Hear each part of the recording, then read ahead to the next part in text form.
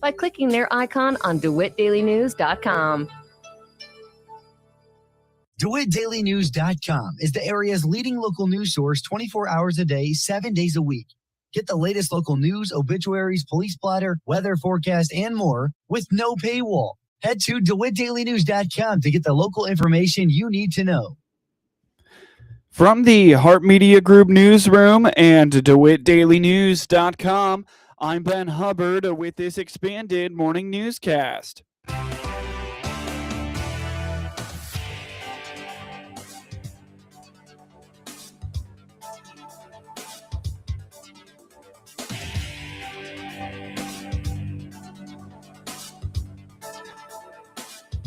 Good morning and thanks for being with us. I'm your host today, Ben Hubbard. The news is brought to you by Baum Chevy Buick in Clinton, your Silverado headquarters, as well as Connexus, offering fiber internet in Clinton. Click their icon on DeWittDailyNews.com to find out more. Getting financials in order is the New Year's resolution of many, but it's often hard to find a place to start. Connie Miller with the DeWitt Savings Bank explains that for many, the beginning of the year is a time to tighten things up and recover from the spending of the holiday season. She says before you can start growing your savings, you have to figure out where you're at. Well, we at the bank have been talking about healthy habits for the new year, and that's physically and financially, emotionally as well. And so today I would love to talk about financial healthy habits. I'm sure a lot of us have spent more than we expected over the holiday season. Mm-hmm. And maybe it's time to tighten the belt a little bit and get things in order. Well, first of all, we have to figure out where we're at. Mm-hmm. It's just like, when you go on a diet and you weigh yourself that first day, it's the same kind of thing. So it's really getting your a state of affairs, see where you're at. So I always recommend people figure out how much money's coming in and how much is going out. So that means tracking your spending to figure out how much money are we really spending. Because I will tell you, people will say to me, I should have no problem paying my bills, but I have more days than money. They're like, I run out really quickly and I can't figure it out. And when they do start tracking their spending, they're shocked what they're spending it on and how much they could save just by a little simple thing. Tracking your spending can be a tough task between bank statements, paper receipts, and online order confirmations. Miller says there are plenty of online services and apps that can help with this, and while they may require a subscription, oftentimes the savings pay for themselves. So that's a really good question. A lot of people now are moving towards apps that will automatically load that information in. I have not tried this, but I've had several people recommend Monarch, and it's a new one. It's and a lot of these you have to pay for the subscription. Yeah. But 9 times out of 10, you're saving more money than the subscription. So it's worth it. And what it does, these apps, like You Need a Budget does it. Quicken has one called Simplify now. They will link to your bank accounts and put the transactions in there. Sometimes it's hard for the cash, like when you withdraw cash, because they don't know what you're spending the cash on. Sure. You might have to manually add that. My cash, I just put it in my entertainment because that's usually what it's for. And if I needed to move it, I could, but it's usually going out to eat or something like that. Yeah. So you can have everything download into your app, and it will track your spending for you. You pick your categories, or it will have automatic categories. And then you can, if I went to Target and I bought toothpaste and personal items, but I also bought clothes. You can separate those out as well. Those kind of things. Yeah. But so using an automated system, an app is a lot easier nowadays than it used to be. Right. AI can also be a useful tool in creating a budget, as it will help you format and understand where you could be cutting expenses and increasing savings. Yeah, AI, you can use AI for so many things. It's really like anything. It's what you put into it and the questions you want it to answer, decide what it's going to give you. So a lot of times, yes, you can take a lot of legwork out of it, but your best laid budgets, you can put in you need to know what you're spending, Mm-hmm. or AI needs to know what you're spending to Mhm. come up with a budget. And it can also help you aggregate, like if you're doing some comparison shopping or pricing things, that's Yeah. a huge help for Right. it too. I had my daughter actually put together a meal plan and menu using AI. Really? So there's lots of ways to use AI, but there's also great ways putting apps on your phone, things like that, where you can have your bank accounts automatically load your information in. It's sort of like AI, you're putting it in. Miller indicates that creating a plan is the most basic and essential part of budgeting and saving, and sticking to that plan as closely as possible. Coming up shortly on this expanded newscast, National Weather Service highlights significant weather events. Patrons of the Warner Library in Clinton have likely noticed the extensive HVAC work that is going on and impacting operations within the building.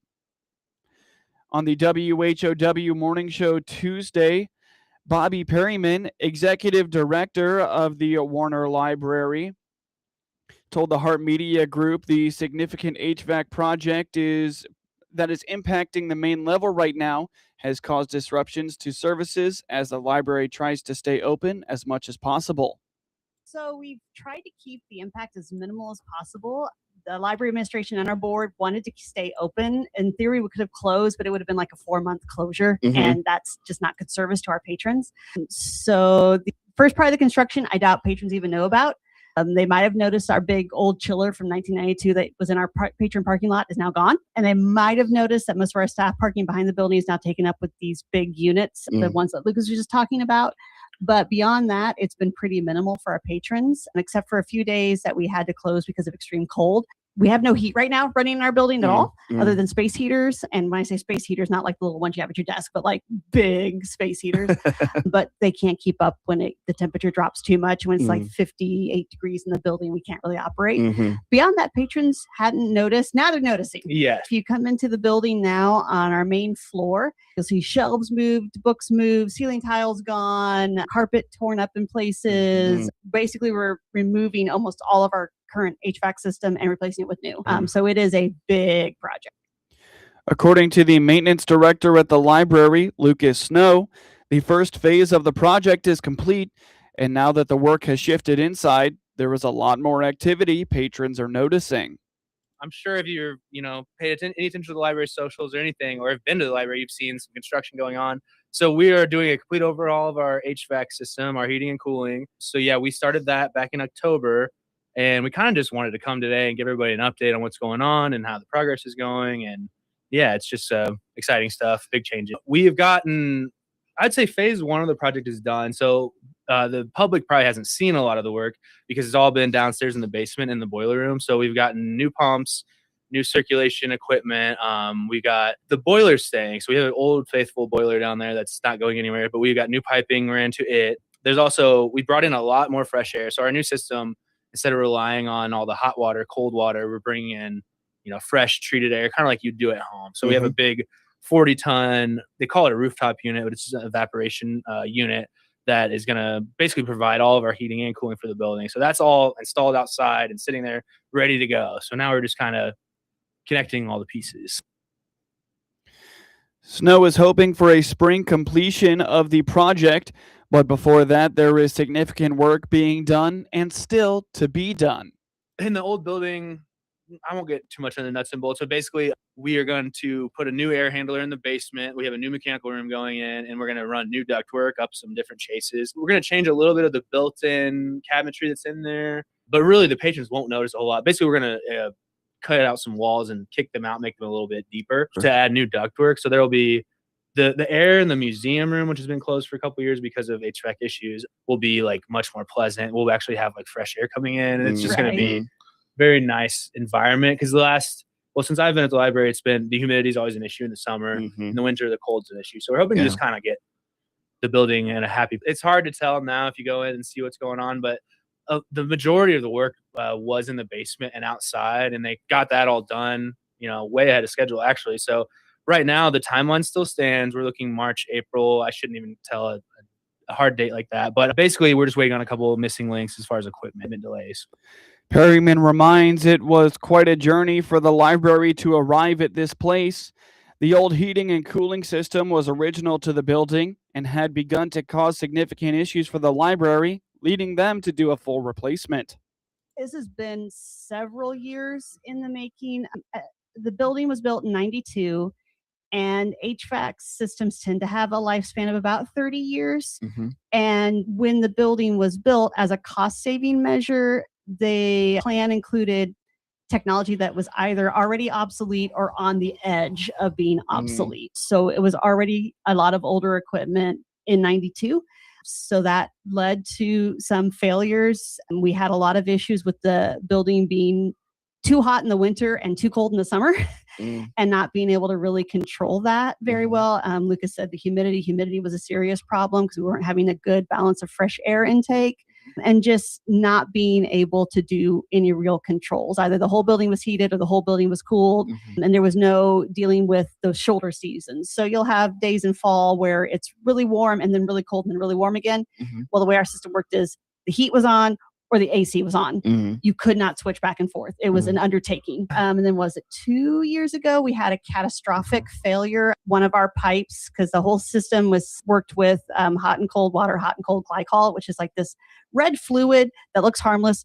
It had been leaking around the entire building because the pipes constantly switched back and forth between hot and cold and hot and cold. And that caused expansion and contraction and lots of failures. And our museum room on the top floor of our old building had a pipe just burst, and we had glycol everywhere and emergency welders because we had a choice of shutting down the whole system or cutting off the museum room. So it really wasn't a choice. We cut off the museum room, which we were very excited.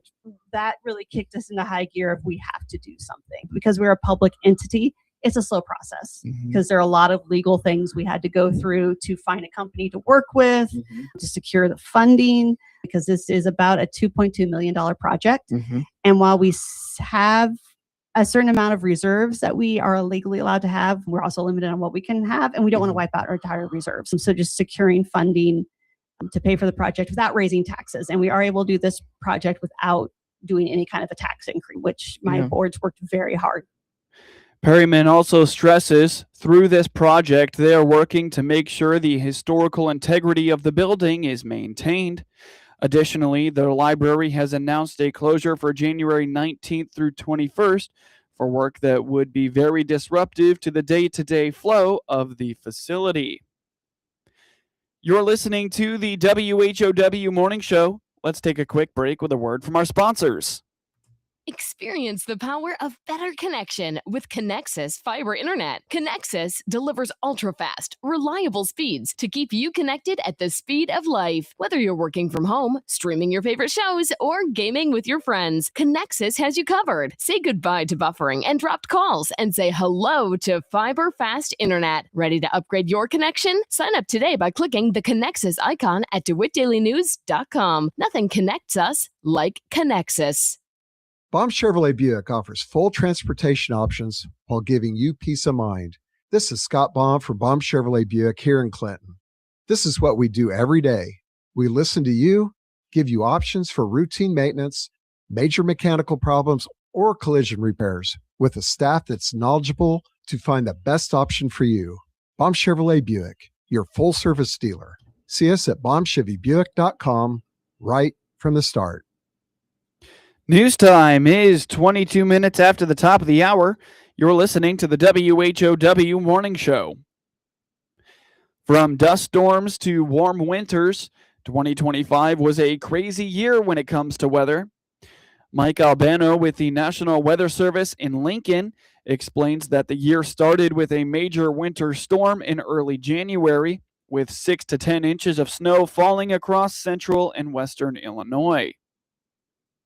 Yeah, I've got the highlights here in front of me, and what a wild year it was. We look back to January of 2025, and we highlighted the 5th and 6th as a pretty major winter storm for parts of west central and central Illinois. 6 to 10 inches fell January 5th and 6th of 2025. We had some cold snaps in there as well. Wind chills 20 to 30 below right through the area. Severe weather at the end of spring and the start of summer didn't slow down. Albano says we saw 8 tornadoes in a single day in March and dust storms blowing across the length of the state in May. And then I think what was probably the wildest period, spring into early summer, we had a lot of severe weather. So middle of March, we had the 14th and 15th outbreak, 8 tornadoes near and along I-57. Some of those not too far from the Clinton area. And then a few weeks later, April 2nd, we had another good significant tornado event down along I-70. And I think one of the most memorable things that I can remember from May of last year was the major dust storm that we had across central Illinois. Made it all the way up to Chicagoland, made national news headlines. Something called a haboob, which you really only see in desert areas. But we were just kind of that point in the season where a lot of planting was kind of fresh. That top layer of soil was loose and dry, and we get some gusty winds around here, as you and I both know. So. A really big dust event, something we've seen increasingly over the last few years, but it really has become a concern. You think about too, just we have a lot of runway with interstate miles that run through central Illinois, and of course, it's very ag central here. We have a lot of open prairie and farmland, and we've become susceptible. East of the Mississippi, I think we are one of the leaders in dust storms the last 5 years. So. That's another thing we kind of look at and study. While severe weather was not in the picture as much during the end of summer and fall, Albano emphasizes that things really started to dry out. Drought conditions set up that are still affecting central Illinois today. Something too, I think one of the most picturesque tornado outbreaks that we've had here in recent memory was in June. So right around the summer solstice, we had 15 tornadoes that occurred on June the 18th. So that was a pretty memorable day. Mm-hmm. We had some flash flooding, but as we started to turn the corner into late summer and into fall, things really started to dry out. We really weren't that busy with severe weather. And in fact, we started a pretty severe drought. Yeah, and I think, if memory serves me correctly, I think farmers were out harvesting weeks ahead of schedule, just as a testament to that really dry stretch that we started to get in August. I think in the city of Springfield, it was the second driest August on record. At Peoria, I think it was near the top 10 on record driest. So, in the summertime, it can kind of be hard you'll get clusters of thunderstorms that'll kind of upset the broader pattern. There'll be some pockets that really they're not as in bad shape as others. But August was quite dry, and that continued into September, October, and we still have D3 or severe drought across east central Illinois in particular.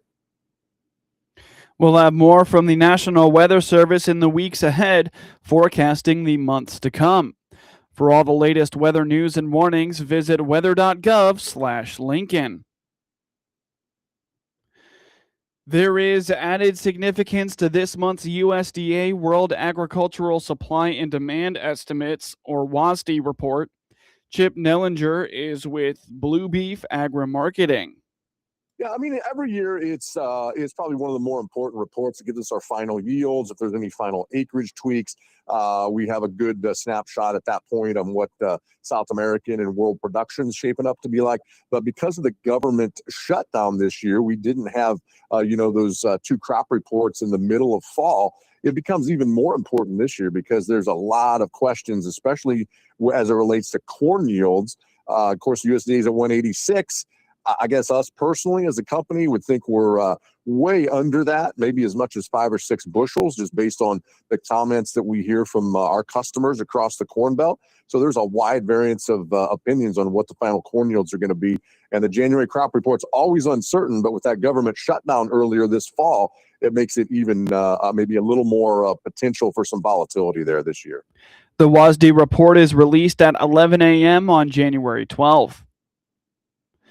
The major state officer team for Illinois FFA is now in the last half of their term.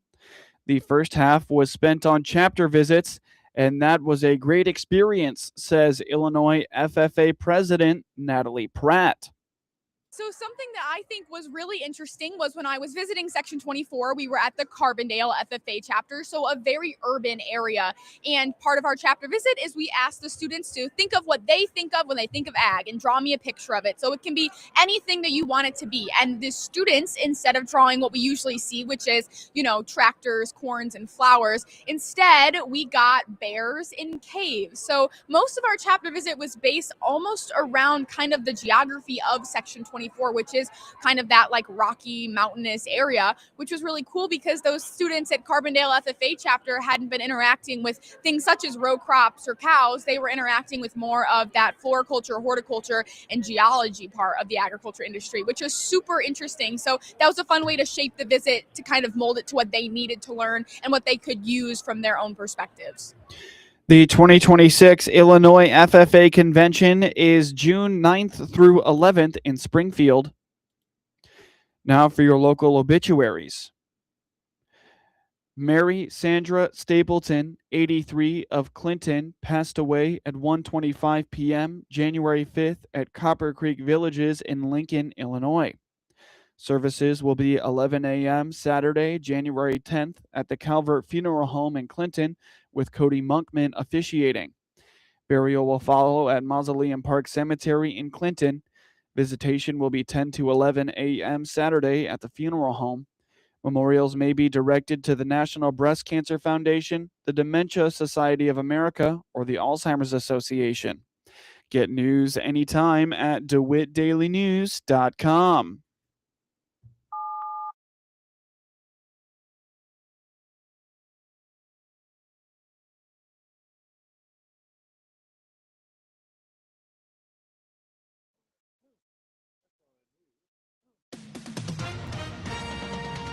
With SRN News, I'm Rich Thomason in Washington.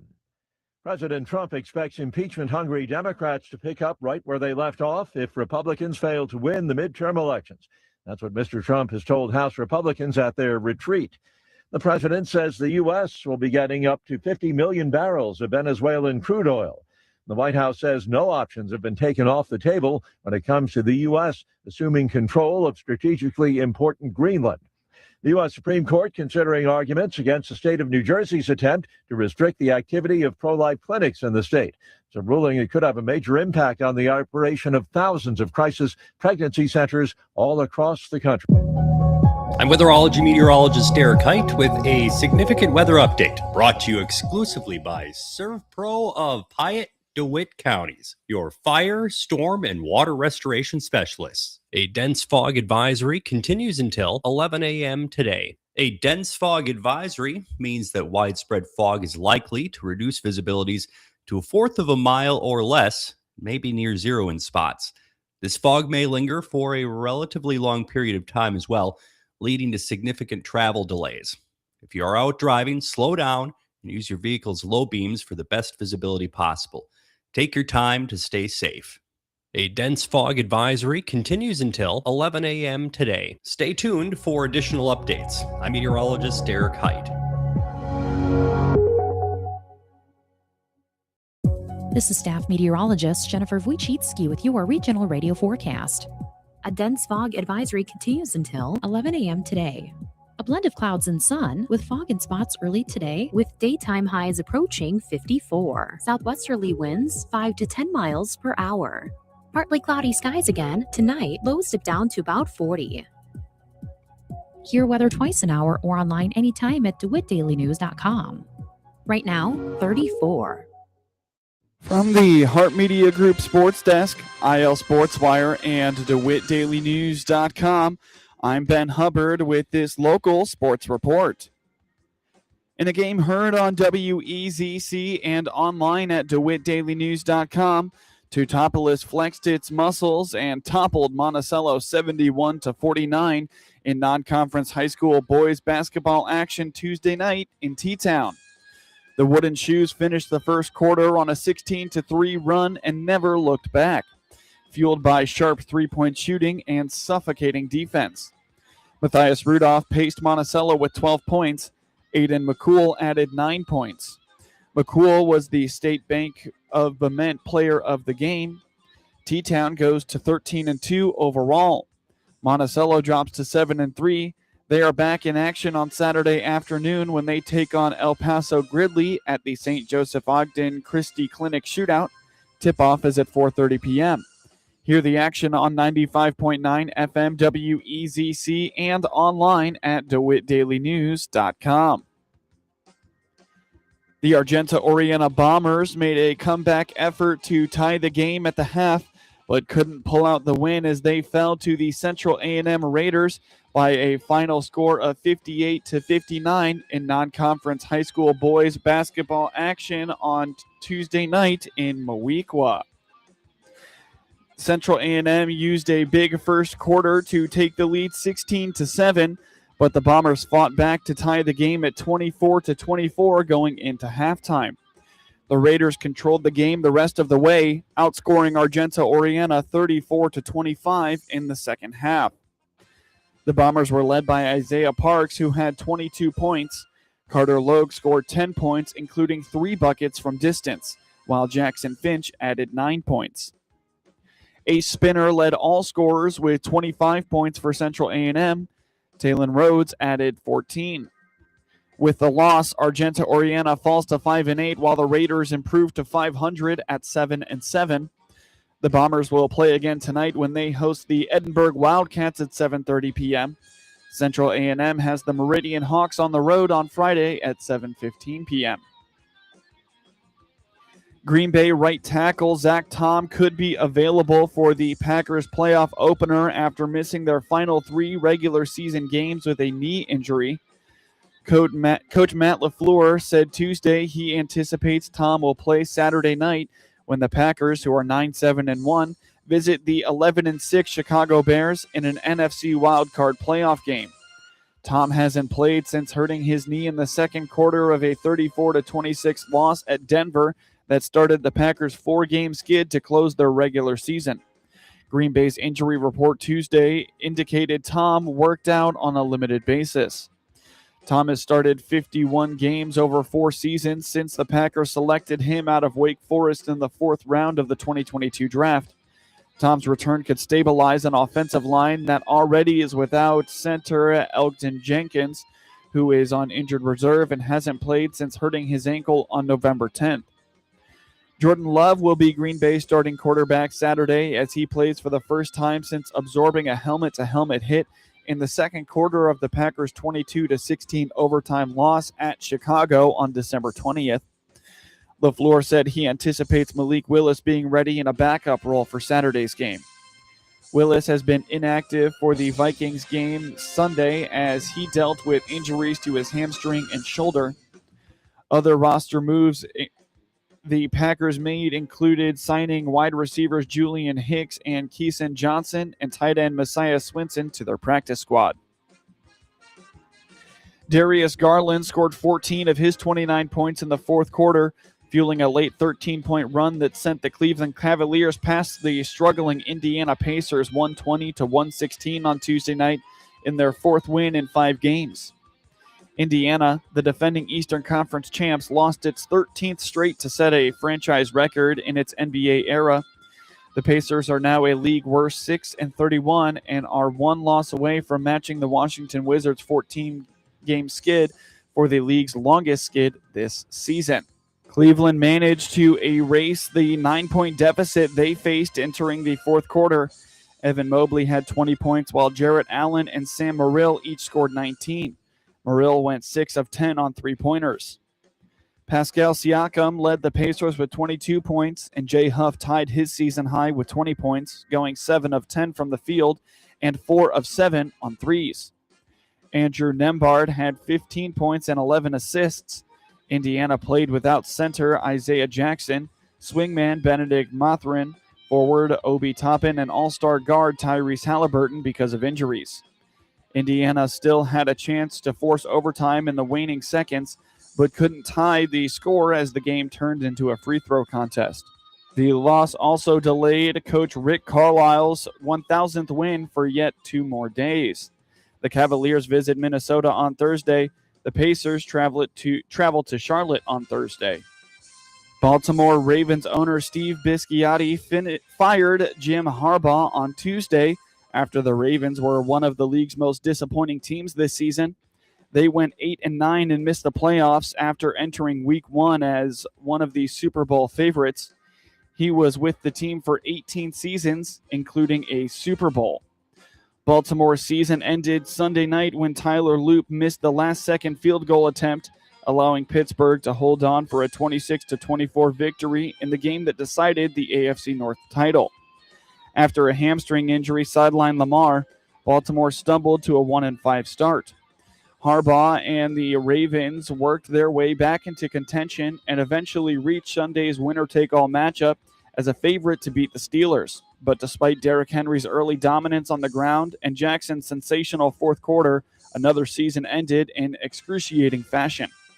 Harbaugh said late in the season he had an A-plus relationship with Jackson, and Jackson said he wanted to be in Baltimore.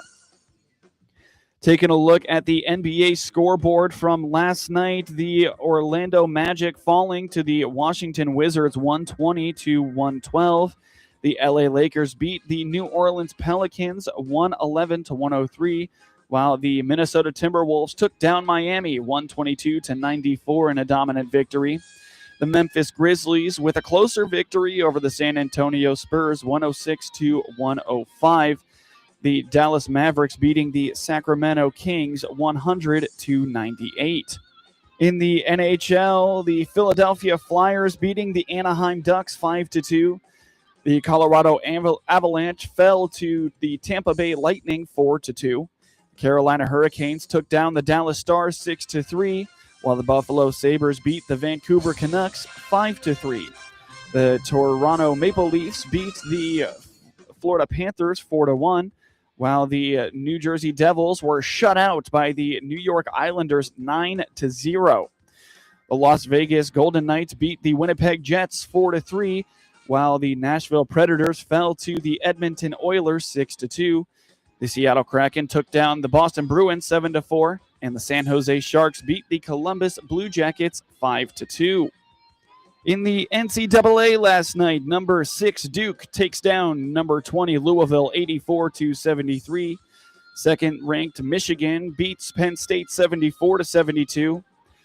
18th-ranked University of Georgia fell to unranked Florida 92-77, while Minnesota beat the 19th-ranked Iowa 70-67. 25th-ranked UCF fell to Oklahoma State 87-76, while 22nd-ranked Kansas beat Texas Christian University 104-100. 21st-ranked Tennessee beat Texas 85-71, and the 7th-ranked Houston beat number 14 Texas Tech 69-65. Get highlights of your local high school program anytime by finding IL SportsWire on your preferred social media platform, and get local sports anytime at DeWittDailyNews.com. 30.